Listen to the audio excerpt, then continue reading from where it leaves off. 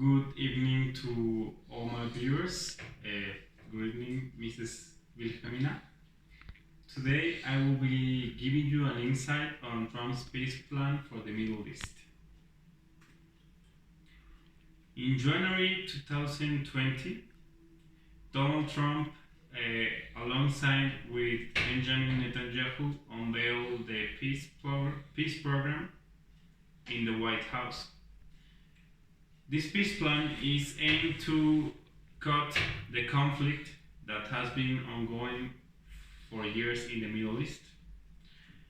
We have to clarify that for this unveiling, there were no invitation for any Palestinian representatives. The plan is characterized for requiring too few concessions for the Israelis and imposing too harsh commitments and requirements on the Palestinians. Many of the Palestinian and Arab leaders have talked about this peace plan, and most of them say that it is impossible to achieve, and in some cases it is just fantastic.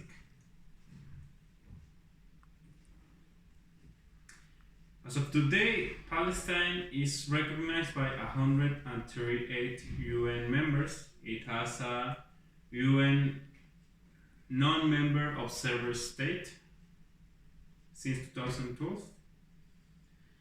Israel, the US, and its Western allies, still until today, do not recognize Palestine as a country.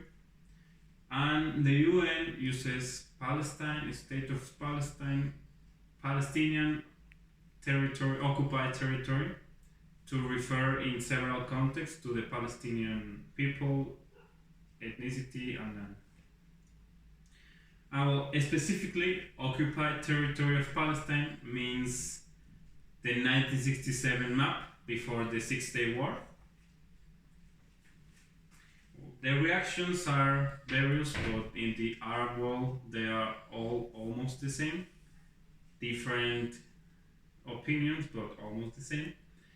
Egypt urged to a careful review of the peace plan, and Jordan was less responsive about it, and it emphasized in its commitment to a two-state option from the 1967 borders. We have to agree here that Israel is neighbor of both Egypt and Jordan.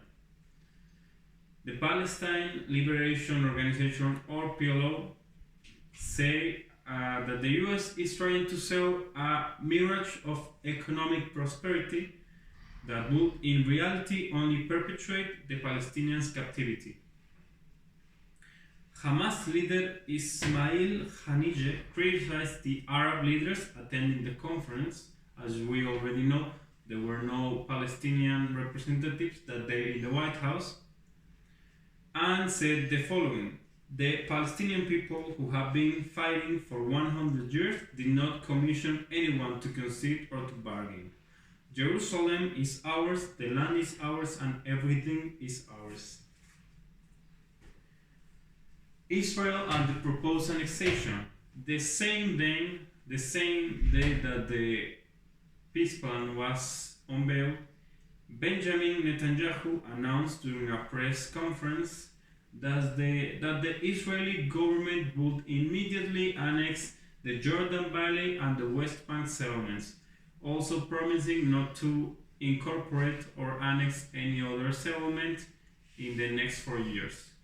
Also later that day, U.S. Ambassador David Friedman from the U.S. in Israel claimed that the Trump government and administration had given permission for these immediate annexations. And also later that day, the Trump administration clarified that no such green light had been given, no decisions will take place before new elections and new government had been formed. As of today, also Israel does not have a government formed. Likud is the right-wing party, which at the moment is the most probably going to win the elections maybe in September or in October. Palestinian statehood. The plan puts the Palestinians on probation, establishing a set of conditions that they must meet in the Benjamin Netanyahu views. However, the sovereignty of the state of Palestine is disputed. The Trump plan creates a Palestinian state with only limited sovereignty. Israeli Prime Minister Netanyahu said that the proposal gives Palestinians a chance to achieve conditional and limited sovereignty. On the conditions, we have that the Palestinians must disarm the governing authority of the Gaza Strip, Hamas, together with Islamic Jihad movement in Palestine and all Palestinians under their authority. Recognize Israel as a Jewish state. Refrain from any attempt to join any international organization without the consent of the state of Israel. Take no action and shall dismiss all pending actions against the state of Israel, the United States, and any of their citizens before the International Court, International Criminal Court, and any other tribunal in the world. Take no action against any Israeli or United States citizen before the Interpol or any non-Israeli or United States legal system, and terminate immediately the paying of prisoner and martyr payments, which are basically salaries for families of those who have died or those who are in jail in Israel, or that have attempted any terrorist attacks on the Israeli state. The Trump plan sets forth criteria that Palestinians must meet before Palestinian state is allowed to form. Whether Palestinians have met these criteria will be determined by Israel and the United States. If at any time Israel decides that the Palestinians are not meeting the criteria, they will take the military control of Palestine.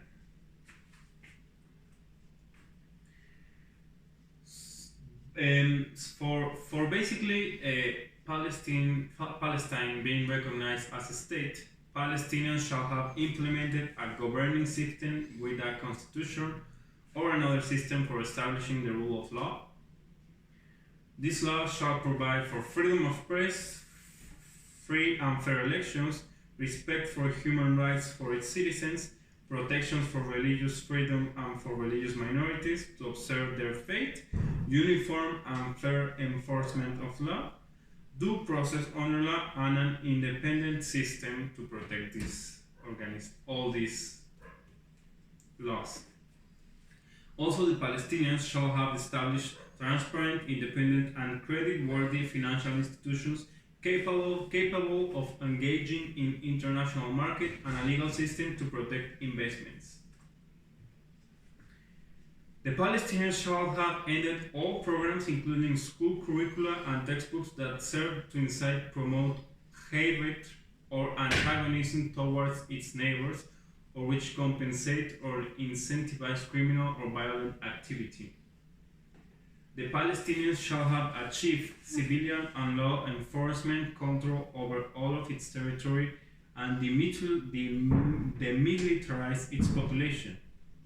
The Palestinians shall also have complied with all other terms and conditions of this vision. Defense and border regime. The state of Palestine shall be fully demilitarized and remain as so. The state of Israel will be responsible for security at all international crossings into the state of Palestine. The state of Israel will continue to maintain control over the airspace and the electromagnetic spectrum. The Israeli Navy will have the right to block prohibited weapons and weapon-making materials from entering the state of Palestine. The state of Palestine will not have right to forge intelligence or security agreements with any state or organization that adversely affect the state of Israel's security as determined by the state of Israel. Status of Jerusalem, Palestinian capital, and holy sites. Jerusalem is Israel capital. The plan accepts a Palestinian capital for a state of Palestine to be located outside the West Bank barrier in East Jerusalem, encompassing Kafir Agav and the refugee camp of Shuafat and Abu Dis. The plan puts the Haram al-Sharif Temple Mount, including Al-Aqsa Mosque, under Israeli sovereignty. It will permit non-Muslim Jews and Christians to pray there. Also, the plan has an economic contribution for the Palestinian territories. The plan proposes a 50 billion investment fund for 170 level infrastructure and business projects. All this administered by a multilateral development bank.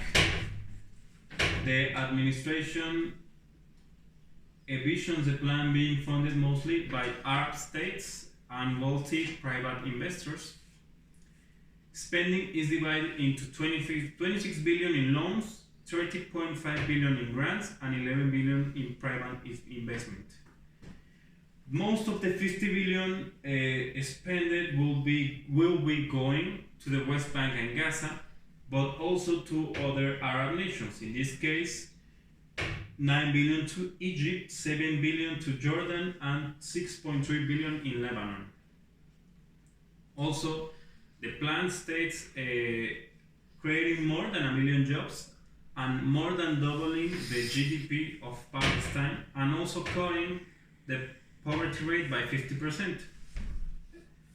Also, unemployment from 31% down to one single digit, and to increase Palestinian exports as a percentage of GDP from 17% to 40%.